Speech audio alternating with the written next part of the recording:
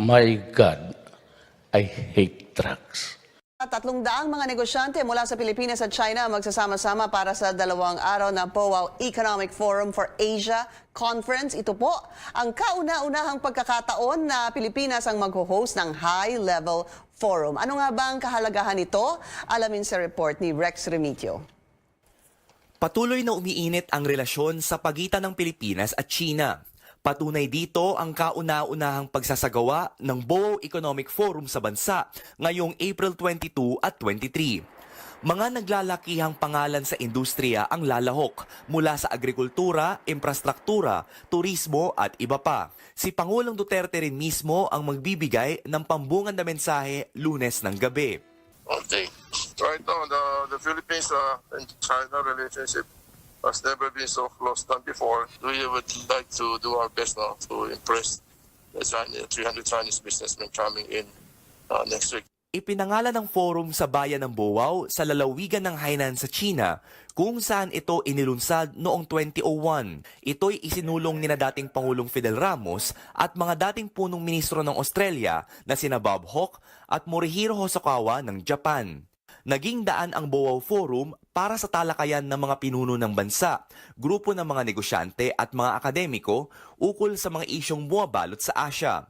Ang Boao Forum ay madalas ring ikumpara sa taunang pulong ng World Economic Forum sa Davos, Switzerland. This is equally important, although it's not as popular than the Davos Economic Forum yet. I think it's going to attract a lot of countries to join also. Ngunit ang tanong, bakit nga ba ito isinasagawa ng China sa Pilipinas? Itinanggi ng pinuno ng grupo ng mga negosyante na si Henry Lim Bonleong na ang pulong ay may kaugnayan sa hinalang palubugin sa kumunoy ng utang ang bansa.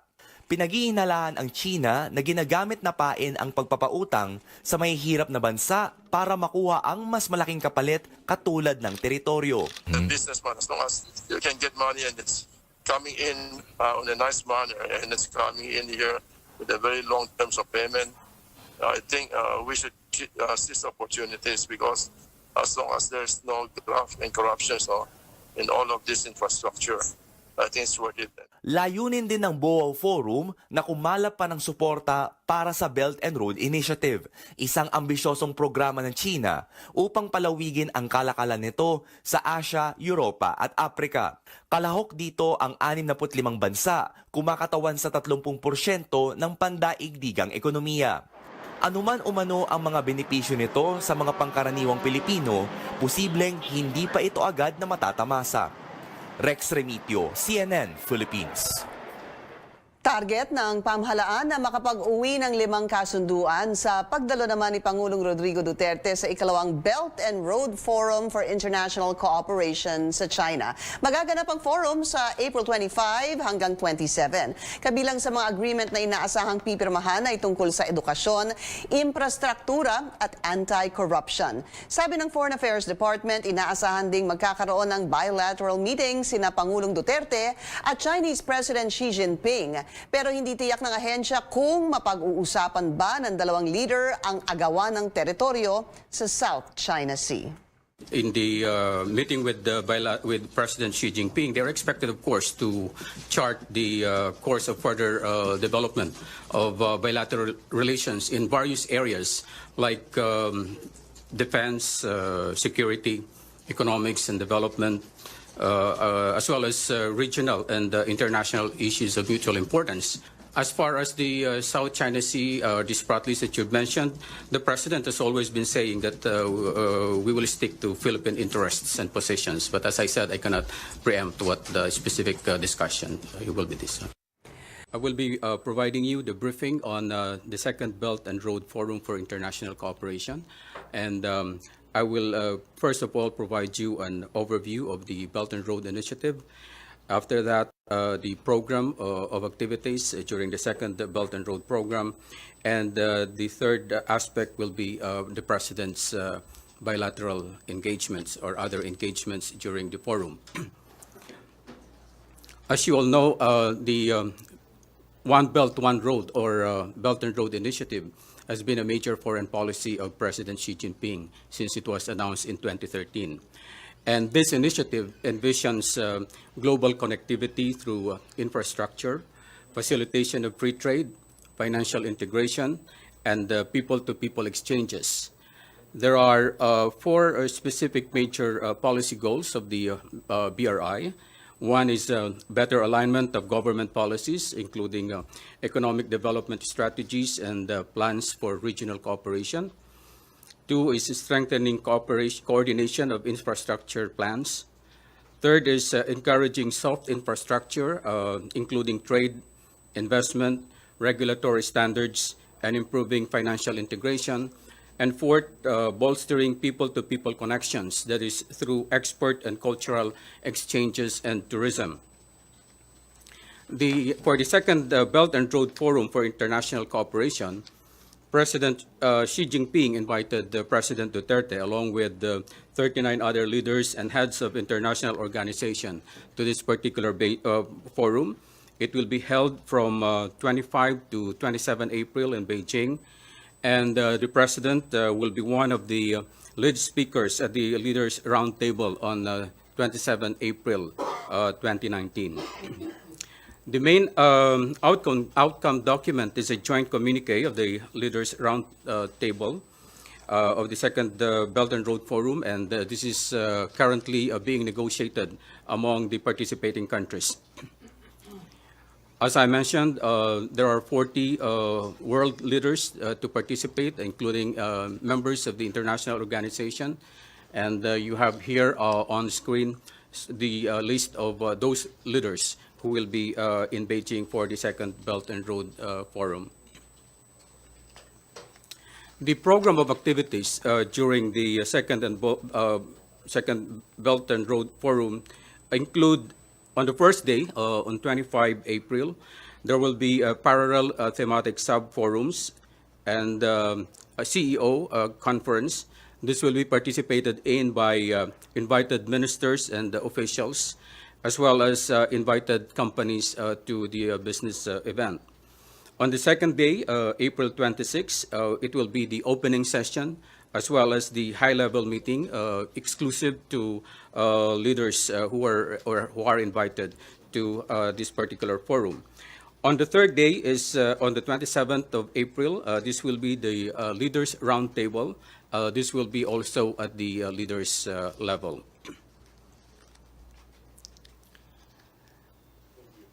China has invited also participants to the thematic forums, and there are at least 11 policy or thematic forums, including policy connectivity, financial connectivity, people-to-people connectivity, think tank exchanges, clean Silk Road, economic and trade cooperation zone promotion, as well as infrastructure connectivity, trade connectivity, green Silk Road of innovation, and subnational cooperation.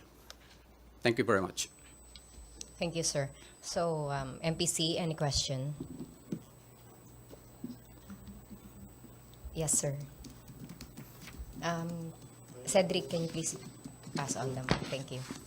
Sir, so parang merong di ba, bilateral meeting between the President and Mr. Xi Jinping. So will there be any chance that the President will raise the issue of the Sprat list, considering the surrounding of Chinese militiamen in the Pag-asa Island, and also there are still aggressive activities in the Panatag Shoal, considering, although it's about territorial dispute, but it has something to do with trade relations and so on, and the livelihood of the Filipinos. Okay, thank you very much. Yes, the President is scheduled to have bilateral meeting with President Xi Jinping, as well as Premier Li Keqiang. I cannot speculate on the specific agenda items that they will be discussing, but in the meeting with President Xi Jinping, they're expected, of course, to chart the course of further development of bilateral relations in various areas like defense, security, economics and development, as well as regional and international issues of mutual importance. And with Premier Li Keqiang, they are expected to discuss in more detail cooperation in various areas, including infrastructure, trade and investment, people-to-people relations, as well as regional cooperation. As far as the South China Sea, the Spratlys that you've mentioned, the President has always been saying that we will stick to Philippine interests and positions. But as I said, I cannot preempt what the specific discussion will be this. Thank you, sir. Other questions? Yes, Pia. Sir, on the President's bilateral engagements, will he also be meeting with leaders of other countries at the sidelines of the forum? We have not received any official request for meetings from other leaders at this point. Thank you, sir. And yeah, Joyce, please. Thank you. Sir, will the President also visit the Filipino community in China? We don't have any scheduled, because the schedule of the President is full for the engagement in the Belt and Road Initiative and the forum, so it's not in the schedule at this stage. Other questions? Yes, RJ. Sir, what are some agreements that are expected to be signed during the visit? Well, we are looking at some possible agreements in the areas of education, anti-corruption, official development assistance, as well as drug rehabilitation. But it's in the final stages of consultations. How many agreements are these, sir? We're looking at 5, probably. Thank you. All bilateral agreements, right? Yes. Thank you. Yes, Ace. ASEC, how about infrastructure? Infrastructure, you mean Agreement. Agreement. I think there will. They're in the final stages actually, so I cannot pinpoint if there will be one. But there are ongoing consultations on various agreements that will be discussed also. How much are we talking about yun sa ODA and what projects will be funded? I don't have the ballpark figure, but probably you can ask our DOF and our DTI or NEDA for the specific amount of these agreements. But the projects? The projects, I don't have also the figures. Okay, ASEC. Espia. Sir, for those who do not have any idea about the Belt and Road Initiative, what is the Philippines' role in China's Belt and Road Initiative, considering that the Philippines geographically is not located in the ancient Silk Road? Well, as I mentioned, the Belt and Road talks about connectivity of infrastructure including various countries. And for the Philippines, we would like to take advantage of the economic opportunities that the Belt and Road will provide. There are no specific projects at this stage under the Belt and Road, but during the participation of the President in the first Belt and Road Forum, he was mentioning about or he spoke about concrete proposals for generating economic growth and tackling government economic challenges, and the Philippines' efforts in infrastructure through Build program.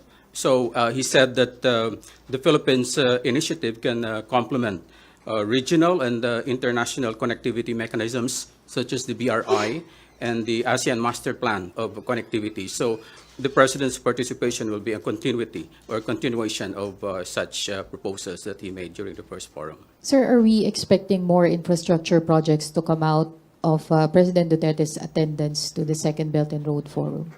There could be, I cannot say for certain.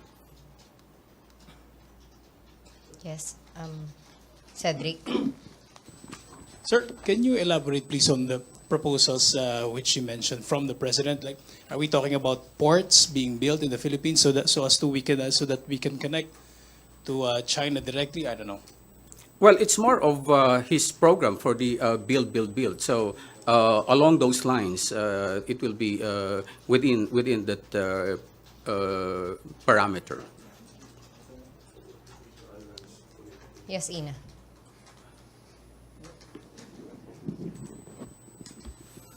Good Morning, sir. I assume some economic managers will be joining the trip. Will there be any forum for them to maybe formally make a pitch again, as they've done in the past, for China or Chinese companies or the Chinese government to invest in our infrastructure projects? If so, are there specific projects under Build that we would offer them?